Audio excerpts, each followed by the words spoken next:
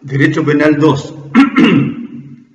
Continuamos entonces con este grupo de delitos que tienen que ver con aquellos cometidos contra la seguridad de particulares y libertad de particulares. Habíamos comenzado a hablar aquí del delito de violación de domicilio, o como también se le conoce como violación de morada. Está legislado esto penalmente en el artículo 144.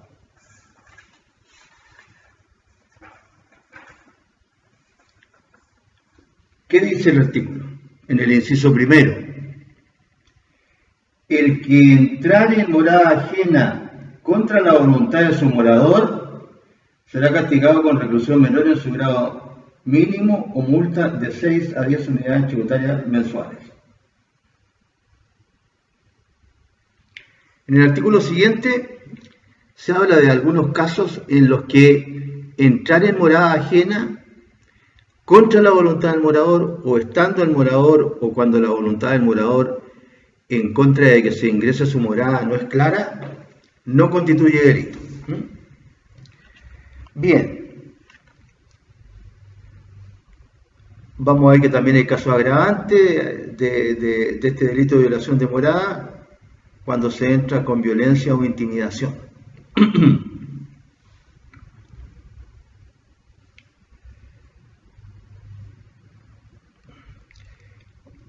Como la ley lo dice, es necesario para que se consume este delito entrar en morada ajena contra la voluntad del morador.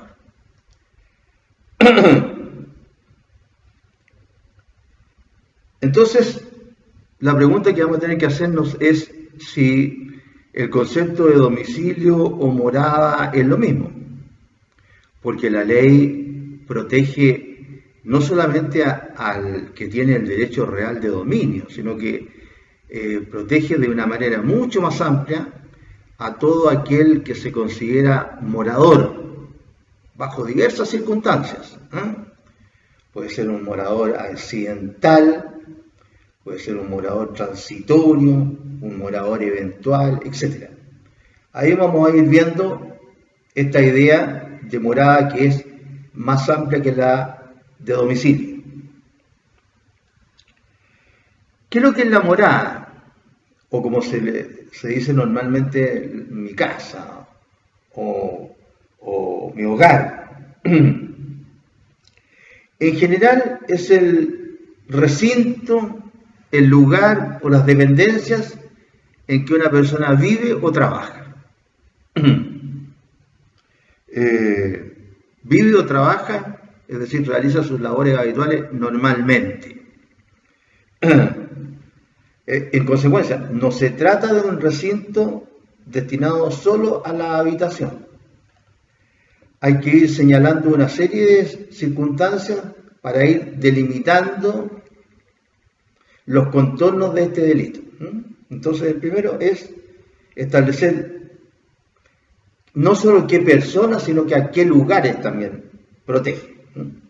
Entonces ya no hablamos solo del hogar, sino que también hablamos del lugar donde una persona ejerce habitualmente sus labores, el lugar donde se gana la vida, por decirlo de otra manera, y también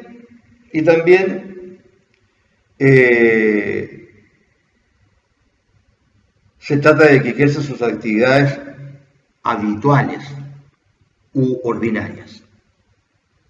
Entonces aquí viene la pregunta que recién nos hacíamos. ¿La noción penal de domicilio es más amplia o más restringida que la noción civil de domicilio? El domicilio, en el caso del derecho civil, dicho sea de paso, cuando hacemos las clases presenciales siempre hacemos presente de que al derecho penal le vienen desde otras ramas del derecho conceptos, algunos de los cuales permanecen como le llegan al derecho penal, otros se interpretan más restrictivamente y otros se interpretan más ampliamente. Este es un concepto que nos llega a nosotros desde el derecho civil, porque no está definido en el Código Penal, y que nosotros tenemos que interpretar. Y entonces acá la interpretación vamos a ver que resulta ser mucho más amplia que el concepto de domicilio del Código Civil. En esta rama privada del derecho, el concepto de domicilio aparece definido en el artículo 59 del Código Civil, porque el ánimo real o presuntivo de permanecer en un lugar determinado no es una cuestión que le interese al derecho penal. Es decir, los dos elementos que conforman el domicilio en el caso del derecho civil, que es un elemento material, el lugar, ¿no es cierto?, la residencia o el lugar donde ejerce su función habitualmente, pero con un componente subjetivo, que es el ánimo de permanecer ahí. Bien, acá este componente subjetivo para los efectos del derecho penal no tiene importancia. La noción penal es más amplia por cuanto el elemento subjetivo, que es el ánimo real o presuntivo de permanecer en el lugar de residencia, es absolutamente indiferente para el derecho penal. ¿Por qué? Porque en el derecho penal este concepto de domicilio, que más bien se entiende como morada, abarca situaciones que, como dije recién, de permanencia accidental, eventual o transitoria de una persona. Por ejemplo, el cuarto que una persona ocupa en un hotel, en una residencial, en una hostal, o en un tren, o en un buque, etc. En la cabina de un camión, etc. Han habido casos en los que, por ejemplo, se ha celebrado una convención de determinadas empresas. Y normalmente para realizar esas convenciones se utilizan hoteles, porque esas convenciones requieren de ciertas conferencias, ciertas exhibiciones de imágenes, discursos, etc. Entonces se ocupa un lugar del hotel para realizar esas actuaciones, y por otro lado, la gente, los que componen cada uno de los empleados de esas instituciones que comparecen a la convención, se hospedan en el hotel, porque normalmente duran más de un día. Bien. ¿Para qué decir, no es cierto?, que esta permanencia también transitoria ocurre en todos estos barcos de lujo que hay ahora con tanta gente que otorgan una permanencia transitoria a las personas. Permanencia que a veces es más larga y otras veces es más corta, dependiendo del tour que tome la persona. Entonces acá nos encontramos con que han ocurrido casos en los que se han cometido otros delitos, pero para poder cometer ese delito se ha tenido que violar el domicilio. Y ya no se trata solamente de la violación del domicilio tradicional, el lugar donde habitualmente una persona tiene su hogar o ejerce su trabajo, sino que ahora estamos hablando de personas que transitoriamente permanecen en esos lugares. Y por ejemplo, en algunos casos se ha intentado, ¿no es cierto?, o se ha cometido el delito de violación en contra de una mujer. Y para ello ha logrado introducirse contra la voluntad del morador o moradora una persona que iba a la convención también y ha terminado cometiendo un delito de violación después de haber ingerido alcohol normalmente, etc. Entonces, se ha sancionado por un concurso de delito, por un concurso material de delito, porque primero se habría cometido el delito de violación de morada y después se habría cometido la violación de una persona. Entonces, vemos que esta idea es mucho más amplia que la idea del derecho civil.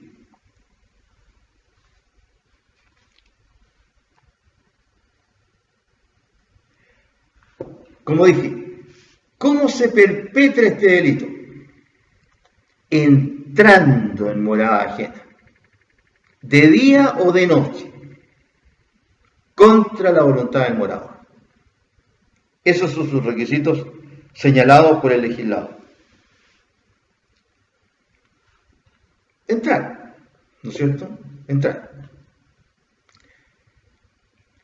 A partir de esta situación, se pueden crear otras situaciones que llaman a resolver una problemática.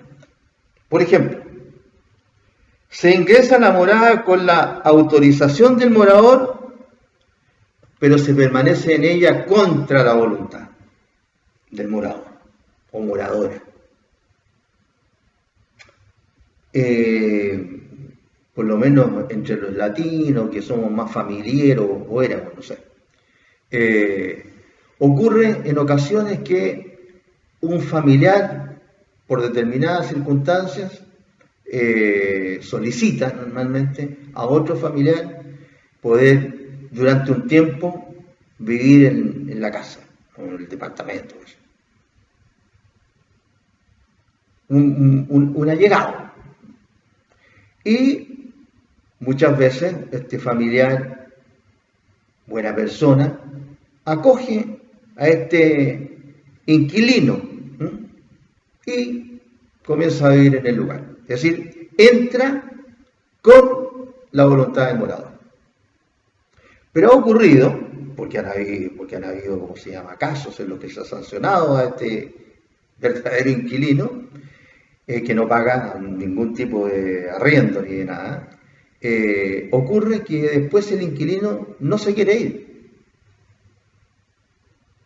Y es más, ha ocurrido muchas veces que este inquilino se droga. Y muchas veces la gente, para consumir drogas, tiene que vender cosas porque no tiene dinero. Y normalmente lo que se venden son cosas que hay en las casas, en los hogares. Cosas que tienen un valor relativo, es decir, son de fácil, ¿cómo se llama?, venta. Porque además se venden barato, porque se trata de eso, de conseguir plata rápido para poder comprar droga en este caso.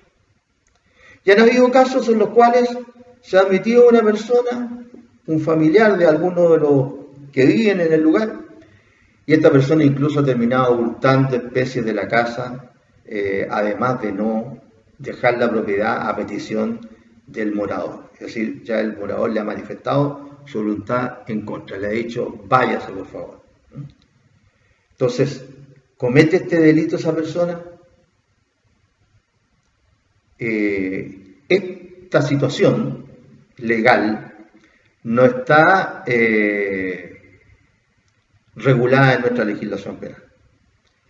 En consecuencia, en virtud del principio de legalidad, en el sentido estricto de la determinación de los tipos penales, ¿no es cierto?, los límites de los tipos penales y sus penas, esta persona no cometería delito. O sea, el que entra con la voluntad del morador y permanece en ella después contra la voluntad del morador, más allá de si comete o no comete algún delito.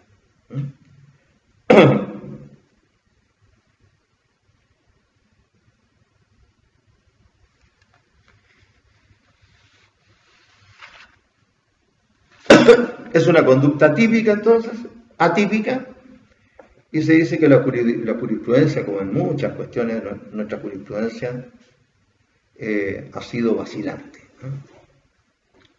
Se ha fallado en varios sentidos.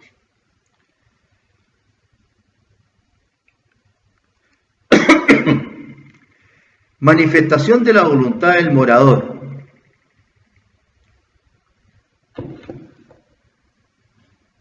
Cuando hablamos de un morador estamos hablando, ¿no es cierto?, de una persona que está ocupando un inmueble para su hogar o las dependencias normalmente para ejercer sus labores habituales. Entonces, la pregunta es, ¿este derecho a impedir la entrada contra la voluntad la puede ejercer solamente el dueño de la vivienda o del lugar donde ejerce sus funciones habituales, o la puede ejercer otra persona?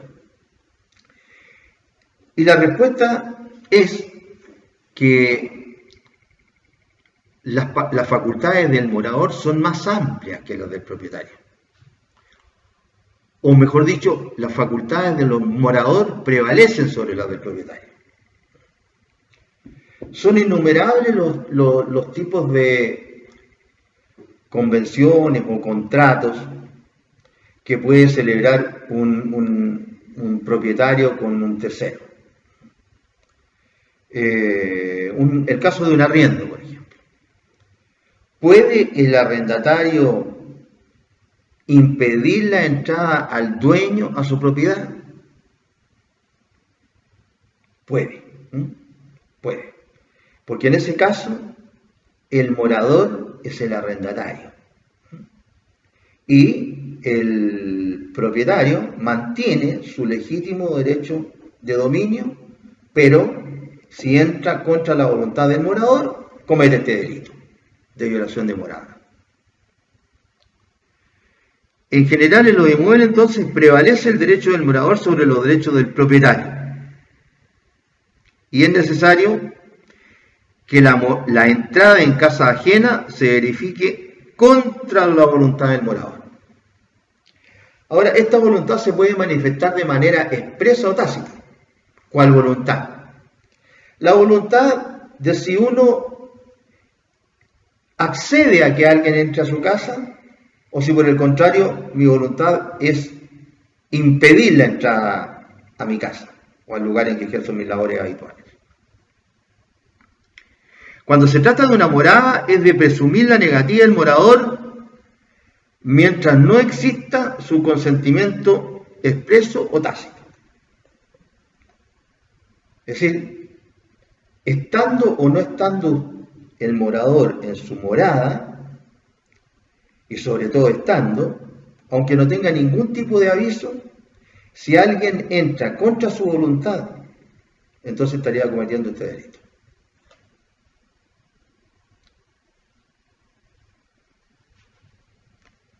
De esta situación se deduce que si el morador ha adoptado precauciones para impedir la entrada de extraños en su casa, por ejemplo, o en su lugar de trabajo, se trata de una prohibición que ustedes estudiaron con una expresión latina, ¿no es cierto? Una prohibición erga omnes. Es decir, el morador ha adoptado precauciones para impedir la entrada a su casa. ¿Cómo cuáles? Tiene perros, ¿no es cierto? O perro nomás, un perro, de ciertas características que le demuestran a todo el mundo que el perro está para cuidar. Que el perro está para cuidar.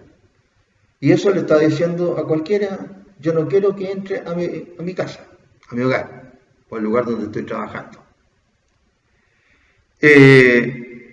Aviso de alarmas, aviso de prohibición de entrada, aviso de cercos eléctricos. Sin necesidad de aviso, la construcción de murallas altas o de rejas altas. Porque si una persona construye en su casa murallas altas o rejas altas, es porque definitivamente no quiere que nadie entre a su casa sino con su voluntad. Entonces ahí tenemos casos en los que el morador manifiesta de manera expresa su voluntad de no permitir el ingreso de extraños a su lugar de vivienda o de trabajo habitual. Es decir, se presume la negativa de la autorización de ingreso. Y lo que es muy importante, que lo dije hace unos segundos, es que la circunstancia de que el morador se encuentre o no en su morada, hogar o lugar donde ejerce su trabajo habitualmente, la circunstancia de que se encuentre o no en alguno de esos lugares es absolutamente irrelevante para el derecho penal. En el sentido de que en ambos casos, si se entra contra su voluntad, que no la ha manifestado de ninguna manera, se estaría cometiendo este delito.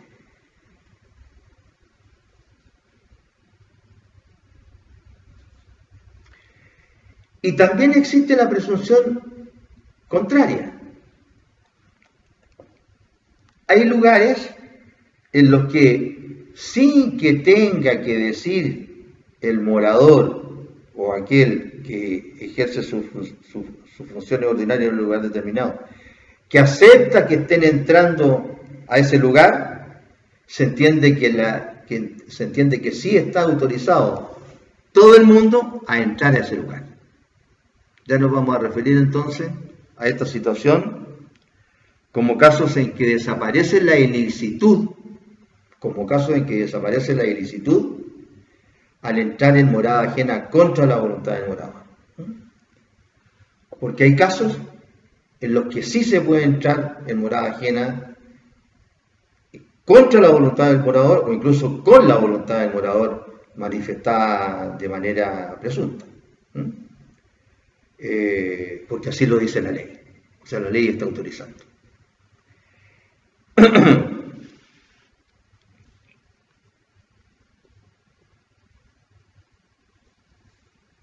Solo puede ejercer el derecho de exclusión el dueño de casa o el morador. Ya nos referimos a esto.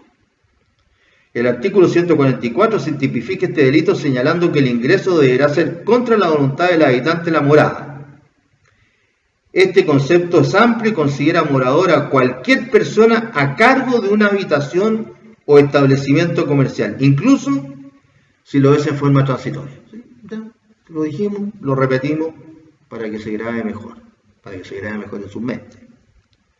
Es decir, cualquier persona a cargo de una habitación o establecimiento comercial es considerada, cualquier persona a cargo de una habitación o establecimiento comercial en que ejerce habitualmente sus funciones. Ese es un morador y tiene todo el derecho, incluso igual que el del propietario del lugar.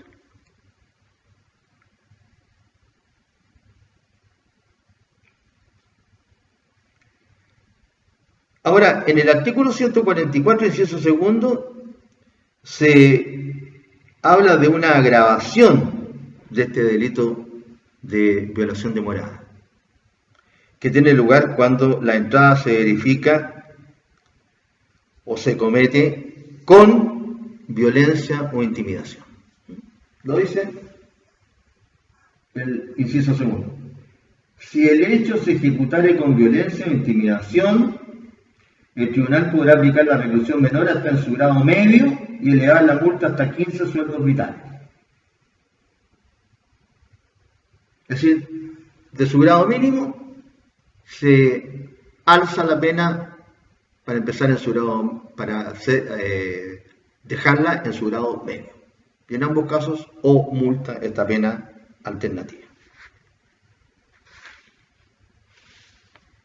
¿Cuáles son los casos en los que la ilicitud desaparece? Lo señala la ley. Casos en los que, entrándose contra la voluntad del morador o incluso con su voluntad, no se comete el delito de violación de morada.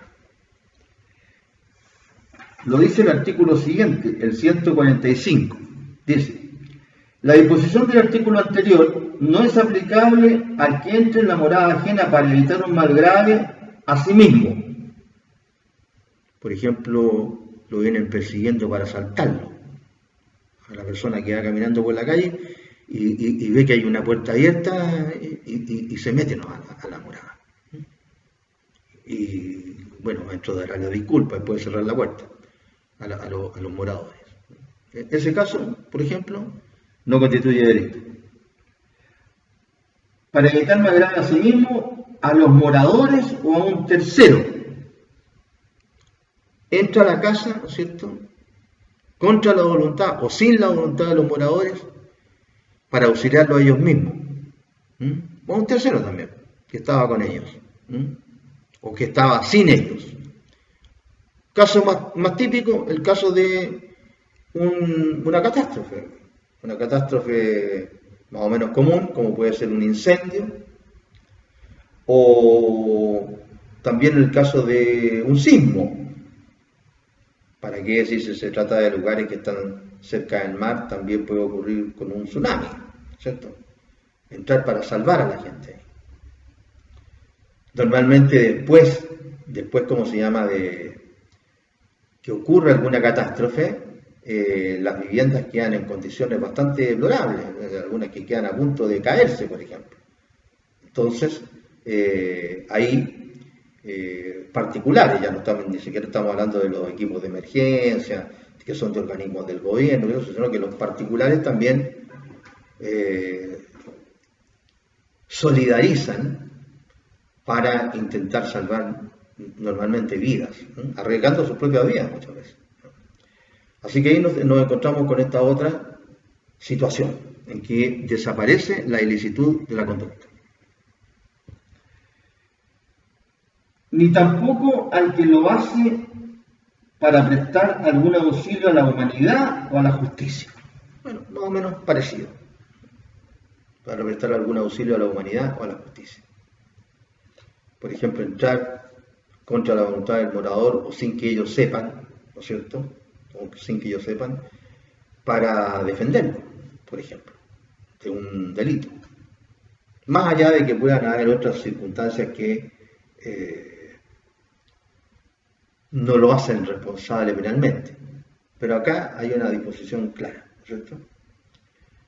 Se trata de auxiliar por razones de humanidad o de justicia. Pero hay una norma en el inciso segundo de este artículo que es más, o mejor dicho, es de aplicación más común, cuando dice, tampoco tiene aplicación respecto de los cafés, tabernas, posadas y demás casas públicas, mientras estuvieren abiertos y no se usare de violencia inmotivada. O sea, aquí es la presunción contraria. Ya no solamente es una presunción, sino que es una presunción contraria, que es entrar en cualquiera de estos lugares que se enumeran allí, en lo que aparecen conceptos que vienen de la época del Código, 1875, cuando se habla de posadas, tabernas, que ahora ya casi no existen. No sé, en lugares rurales a lo mejor. Siempre que estuvieran abiertos y no se usare de violencia inmotivada. Tiene que estar abierta y no usarse de violencia inmotivada.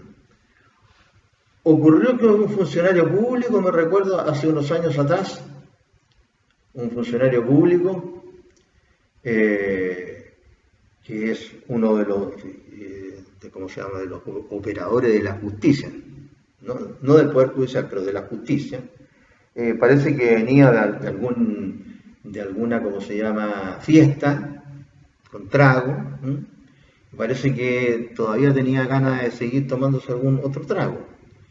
Y entonces paró su vehículo y quiso que el lugar que estaban cerrando, una de estas cafés, casas públicas que dice el código, lo estaban cerrando y entonces ya no estaba abierto, lo estaban cerrando, estaban poniéndole, ¿cómo se llama?, los resguardos, candados, cerrando los picaportes, o qué sé yo, lo que estaban haciendo, lo estaban cerrando, y pidió que lo dejaran entrar. Hizo ver que él pertenecía a tal organismo, no lo dejaron entrar porque estaban cerrando, habían terminado su actividad, y entonces empezó a patear la puerta, etc. Vamos, el portón. No me recuerdo bien en qué terminó, pero ese hecho constituyó en su momento, parece, violación de morada, porque hicieron la denuncia, etc. Pero no sé en realidad, esa fue la noticia, era un poco jocosa la noticia además. No sé qué habrá terminado, si hubo sentencia o no, no sé. Sentencia condenatoria. Pero ahí hay un caso, ¿no es cierto?, en que se transgredió esta norma que autoriza a entrar a las casas públicas, siempre que estén abiertas, pero sin violencia en contra de las personas.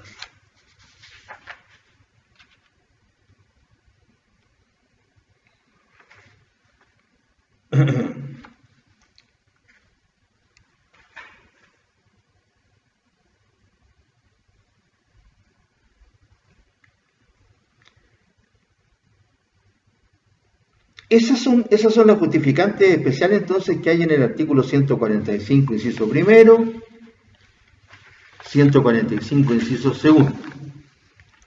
A propósito del 145, inciso segundo, cuando habla de casas públicas, hay que aclarar acá, para no pensar lo que no quiso decir el legislador, que cuando se habla de casas públicas no se habla, ¿cómo se llama?, de casas de prostitución, que existían antes, porque parece que ya ahora no existen, no están muy camufladas, están cerradas de partida.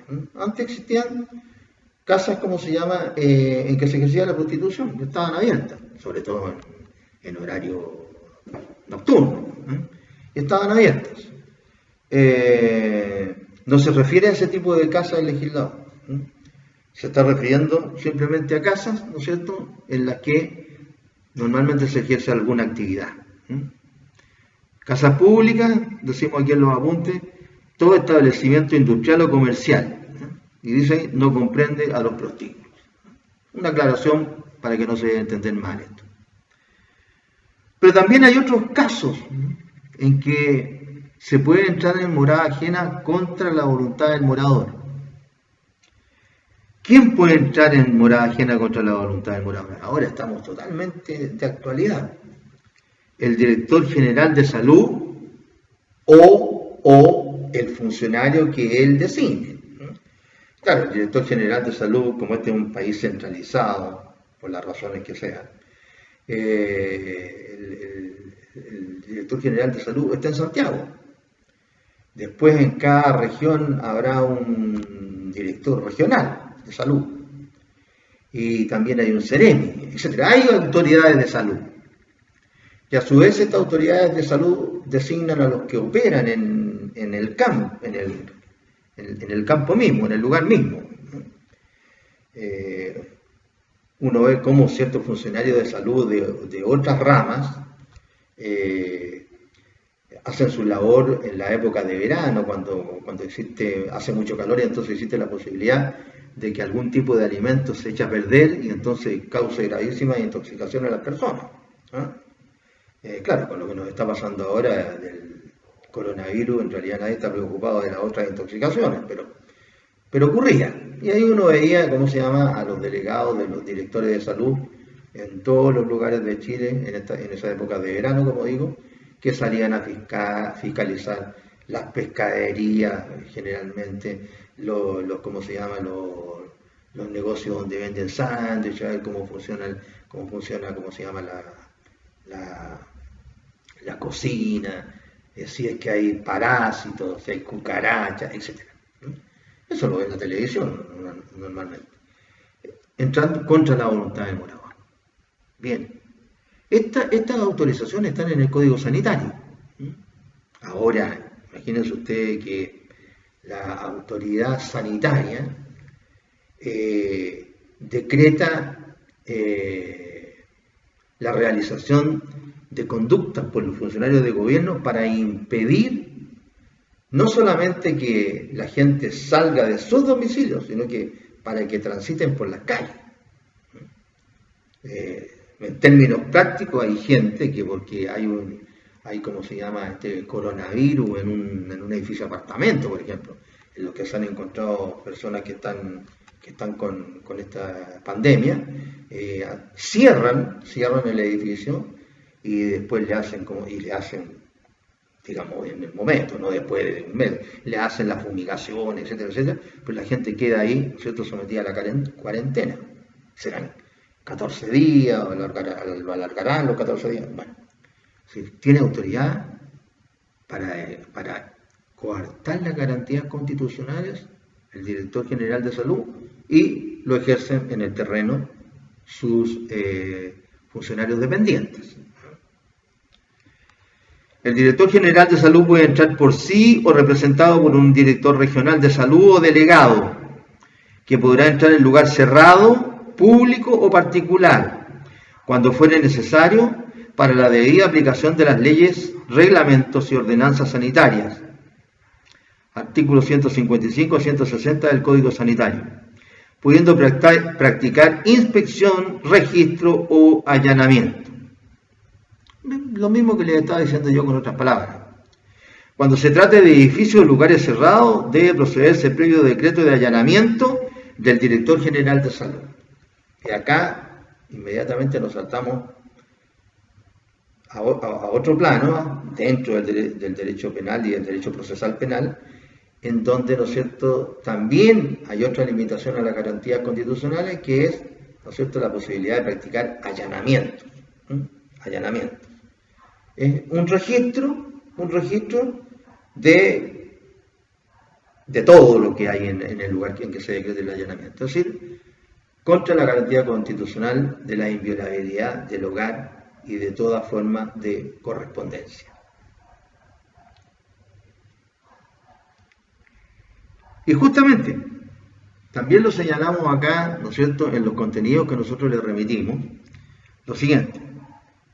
Además, se autorizan los allanamientos legales, siempre que sea previamente intimado el morador y emane de orden judicial legalmente emitida. Hablamos en la clase anterior de la intimación, ¿no es cierto? Esta intimación como sinónimo de puesta en conocimiento de, para que la persona la acate. Es decir, tienen que darse ciertas circunstancias.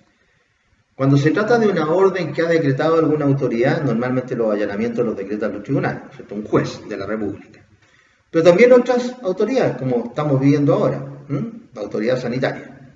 Entonces deben estas órdenes, para intimarlas, es decir, para previo conocimiento de, para dárselas a conocer a los destinatarios, tienen que cumplir con ciertos requisitos básicos, formales.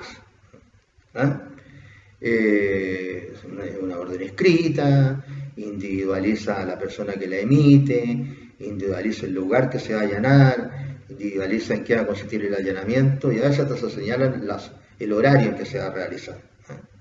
Claro, porque de lo que se trata es de, ¿no es cierto?, hacer un bien público, no causar perjuicio, no causarle mal a las personas. El allanamiento es una violación del domicilio autorizada por la Constitución. Es un caso especial en el que se puede entrar en una propiedad sin la aquiescencia del morador y con autorización judicial. Artículo 19, número 5 de la Constitución. El allanamiento es una diligencia judicial llevada a cabo por la policía consistente en un registro. ¿No? Allanamiento, como dije antes, sinónimo de registro. Se debe informar al morador que se realiza un allanamiento y mostrarle la orden. Una de las exigencias formales es que la orden vaya firmada por él o los funcionarios competentes y con los sellos, ¿no es cierto?, que dan muestra de que se trata de un documento público auténtico de la autoridad sanitaria o de la autoridad judicial. Y oponerse al allanamiento puede constituir una obstrucción a la justicia o un desacato. Claro. Cuando un tribunal libra una resolución, ordena cumplirla. Si esa resolución no se cumple, o se realizan actos para evitar su cumplimiento, entonces podríamos encontrarnos en un caso de desobediencia, que en términos comunes se denomina desacato. O también puede darse una situación de un delito específico, en este caso que está en el Código Penal, que es la obstrucción a la justicia. Entre paréntesis, el desacato es uno de los pocos delitos penales que aparecen no en el Código Penal, sino que en el Código de Procedimiento Civil. No me acuerdo bien el artículo, pero está por ahí dentro de la ejecución de las resoluciones judiciales. Por ahí está el desacato. 190 y tanto parece. Por ahí. Está en una de las pocas disposiciones que está en otro código y de procedimiento civil. Eso es lo que podemos señalar en relación con este delito de violación de domicilio o violación de morada, como se le conoce. Señalé cuando empezamos a analizar este delito de violación de morada, de que también en el acápite correspondiente de la Constitución que leí, se considera esta otra situación que es la violación de correspondencia. El artículo 19, número 5 de la Constitución asegura a todos los chilenos la inviolabilidad del hogar y de toda forma de comunicación privada. Violación de morada, violación de correspondencia y registro de papeles y documentos. El hogar solo puede allanarse y las comunicaciones y documentos privados interceptarse, abrirse o registrarse en los casos y formas determinados por las leyes. En los casos y formas determinados por las leyes.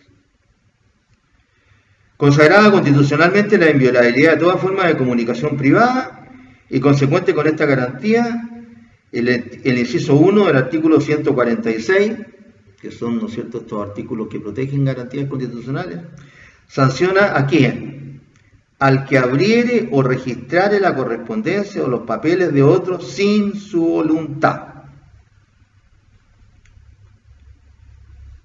Abrir o registrar la correspondencia o los papeles de otro sin su voluntad. Después la ley señala como ciertas circunstancias que si se agregan, de divulgación, etcétera, si se agregan aumentan la penalidad. Pero el delito consiste básicamente en eso, es un delito formal.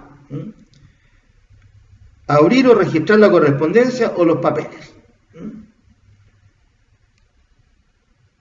Cuando hablamos de abrir, lo decimos acá ¿cómo se llama? En nuestros apuntes, cuando hablamos de abrir, se refiere justamente a abrir, no se refiere a abrir la correspondencia. Y cuando hablamos de registrar, se refiere a registrar los papeles. Se trata de un delito formal que se perfecciona por la sola apertura de la correspondencia. Basta que se abra.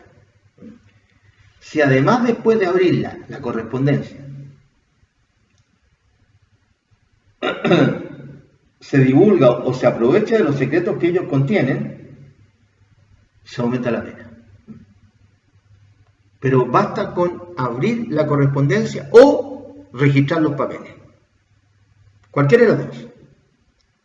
Abrir la correspondencia o registrar los papeles. O las dos situaciones.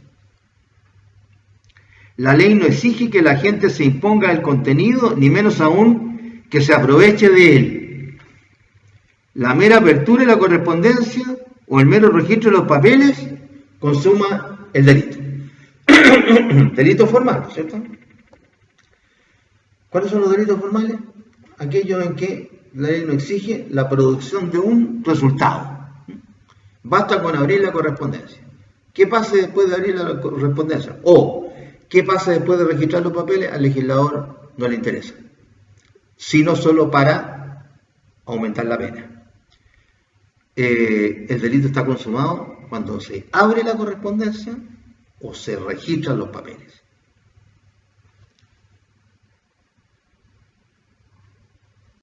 Exige la producción de un resultado. Basta con abrir la correspondencia. ¿Qué pasa después de abrir la correspondencia? O, ¿qué pasa después de registrar los papeles? Al legislador no le interesa. Sino solo para aumentar la pena. El delito está consumado cuando se abre la correspondencia o se registran los papeles.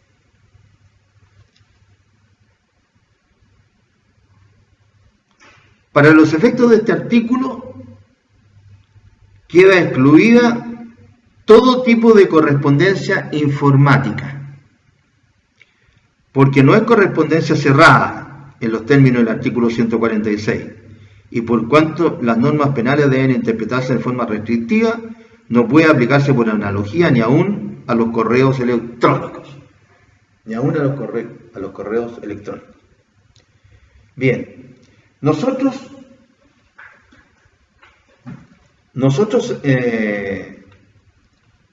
tenemos una ley de informática que se ha estado tratando de modificar hace mucho tiempo y ahí todavía sigue. Tiene 4 artículos, aparece al final del código. Desafortunadamente esta ley se refiere básicamente a los sistemas de información. Ustedes que son de esta generación de la computación y que saben mucho de informática, etc., se lo hago presente, porque estamos hablando de que este artículo 146, violación de correspondencia y registro de papeles, no se aplica, dijimos, a la correspondencia informática. Entonces, a manera de información muy simple, les voy a leer los 4 artículos de esta ley que figuran al final del código, la 19.223. Dice, artículo primero, el que maliciosamente destruya o inutilice un sistema de tratamiento de información o sus partes o componentes. Sistema de tratamiento de información o sus partes o componentes. O impida, obstaculice o modifique su funcionamiento. Sufrirá la pena de presidio menor de su grado medio a máximo. Es decir, se está refiriendo al sistema de tratamiento de la información o sus partes o componentes. Si como consecuencia de estas conductas se afectaren los datos contenidos en el sistema, se aplicará la pena señalada en el inciso anterior en su grado máximo. ¿Sí? Sistema de tratamiento de la información, sus partes y componentes.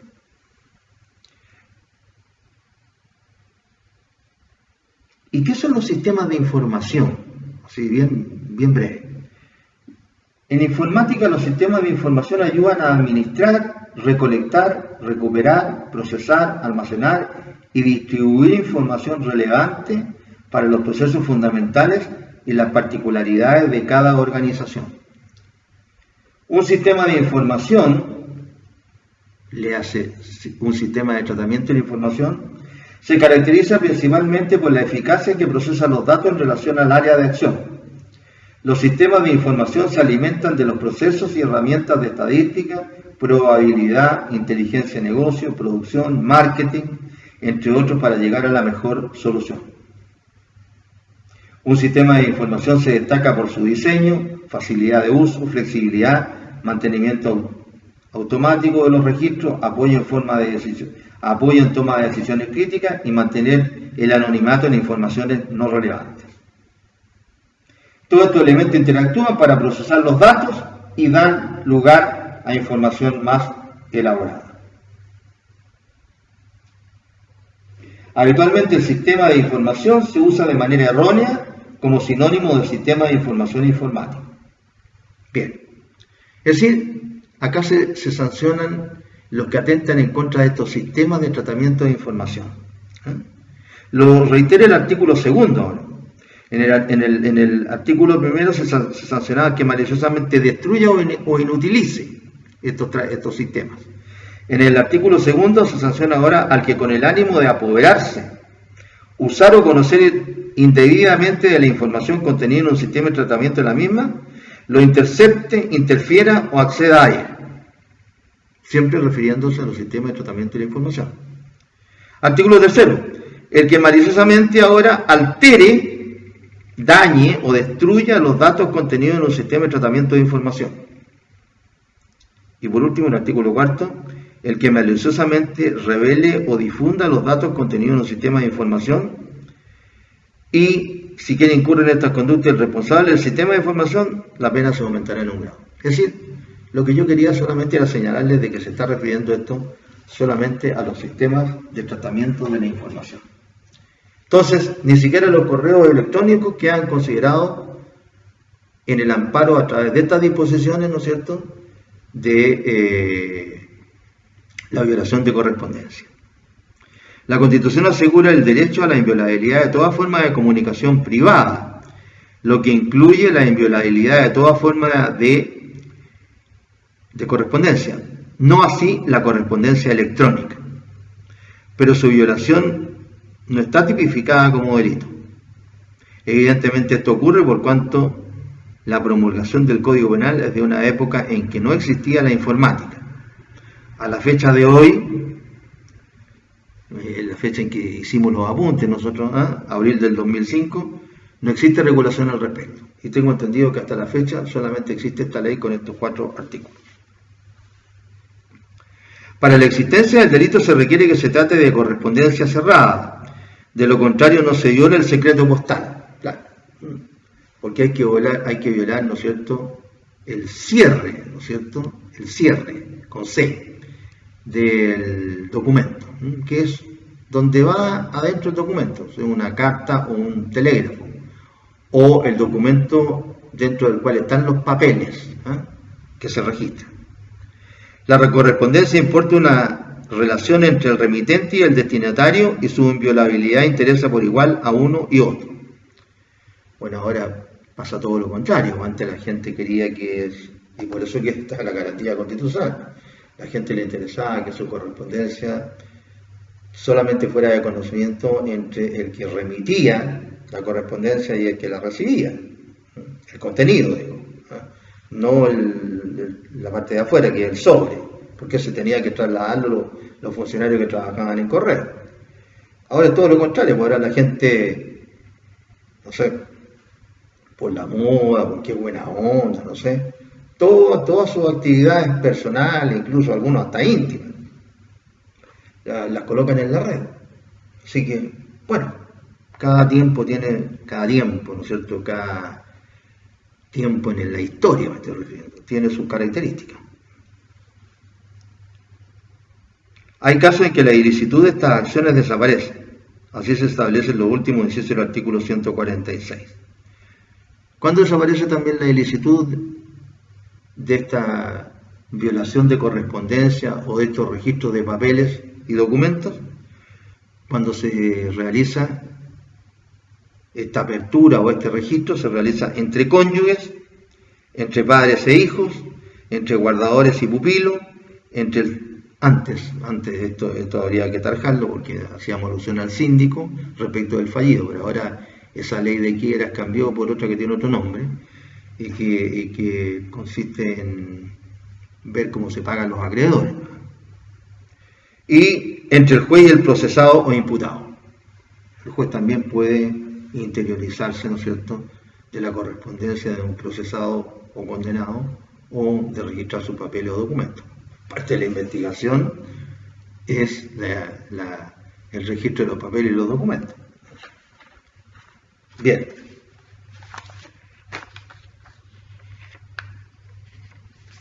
Y por último, el último delito que señala este grupo de delitos cometidos por particulares que atentan en contra de sus libertades personales en general, es el delito llamado de exacciones ilegales. Hay otros en el código, así que no vamos a hacer referencia cuando empecemos a ver los otros respecto de este. ¿Cuál es la idea de fondo acá? La idea de fondo es que solo por ley pueden imponerse tributos o servicios personales. Solo por ley. Entonces, ¿aquí a quién se está sancionando? Al que no está autorizado por la ley para imponer tributos o servicios personales. Así lo dice el artículo 147.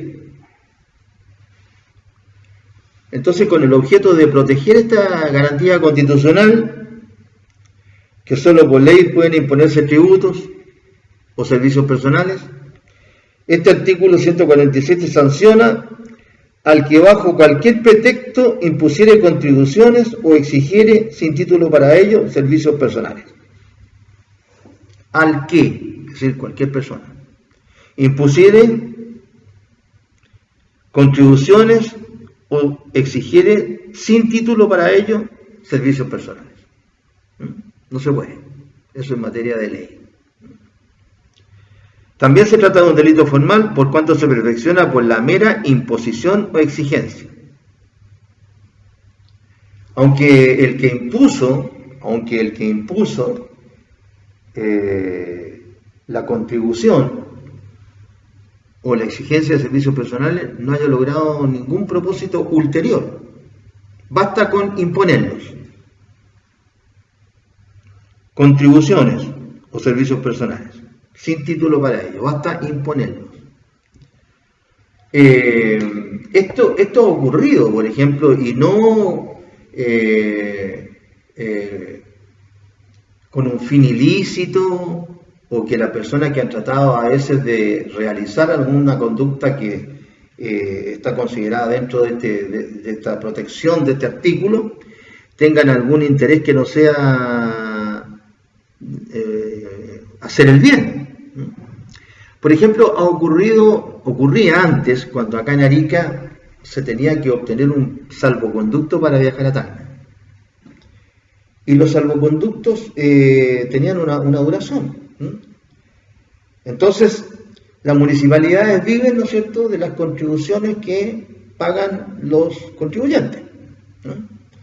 Como por ejemplo los permisos de circulación, que ahora se los han postergado, no se pueden, ¿cómo se llama?, cobrar. Se han ido, por lo menos, creo que hasta un par de meses más no se pueden cobrar, ¿cómo se llama?, el valor de los permisos de circulación.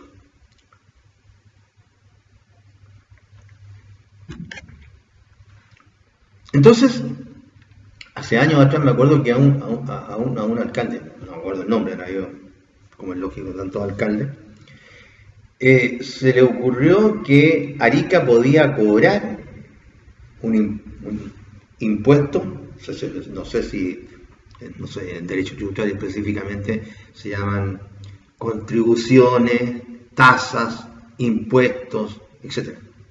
No sé exactamente, pero pretendía cobrar una contribución para el Estado de Chile, pero específicamente la Municipalidad de Arica, que era la que otorgaba estos salvoconductos.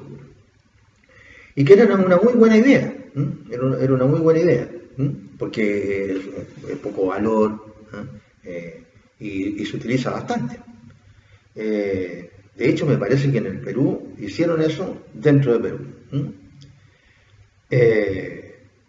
Y no se logró, porque en su momento, ¿no es cierto?, se dijo que atentaba en contra de la Constitución y podía ser sancionado en la autoridad en virtud de este artículo, a pesar de que este artículo se aplica a cualquier persona, y no al funcionario público en particular. Bien, eso es lo que podemos decir en relación con ese grupo de delitos, que son los contenidos en el párrafo tercero del título tercero. Ahora vamos a empezar a hablar de los delitos que están contenidos en el párrafo cuarto del título tercero. Los apuntes, como son del 2005, hay que cambiarle algunas cuestiones que se han cambiado en el Código Penal actual. Por ejemplo, en los apuntes, este párrafo cuarto tiene el título que tenía a la época que lo hicimos, los apuntes. Agravio inferido por funcionarios públicos a los derechos garantidos por la Constitución. Ahora, este párrafo cuarto se denomina de la tortura, otros tratos crueles, inhumanos o degradantes, y de otros agravios inferidos por funcionarios públicos a los derechos garantidos por la Constitución. Entonces, para que ustedes lo corrijan, si es que lo imprimen, para que lo corrijan. Y también alguna párrafo que de repente no guarda relación con lo que dice el código actualmente. En este párrafo se incluyen 3 tipos de delitos, algunos de ellos sancionados en el párrafo anterior cuando son cometidos ahora por particulares. Primero, delitos contra la libertad de las personas, pero ahora cometidos por un funcionario público, que era el delito al que se refería Grisolía cuando leímos lo del secuestro, ¿se recuerdan? Que él hablaba precisamente de que por qué no se aplicaba esa teoría de secuestro permanente a los funcionarios, al caso del artículo que dice relación con los funcionarios públicos, que es el 148. Bien, acá se trata de un verdadero secuestro, pero que tiene ciertas especificaciones y que lo comete un funcionario público. Después, el segundo grupo, delitos que constituyen atropello a las garantías constitucionales respecto de la encarcelación de los individuos. La Constitución asegura una serie de cuestiones cuando alguien es preso, es detenido. Tienen que cumplirse ciertas formalidades de tiempo, etc. Y el tercer grupo son los delitos que constituyen atropello a otras garantías constitucionales. Incluso vamos a ver las prerrogativas, si alguien infringe las prerrogativas de los parlamentarios en lo relativo a la formación de causa que tiene que haber respecto a los parlamentarios. Bien, vamos a quedar acá para tratar de corrido también este párrafo, porque empezamos diciendo aquí algunas palabras respecto del concepto de funcionario público, que aparece definido en el artículo 260 del Código.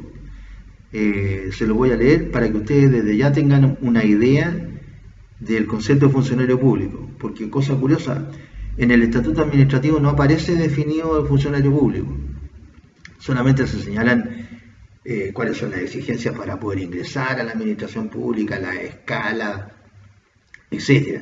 Pero no se señala un concepto de funcionario público. El artículo 260 sí que lo hace, que está en otro título, que es el título quinto, delitos cometidos por funcionarios públicos en el ejercicio de sus funciones. Lo vamos a leer de nuevo en su momento.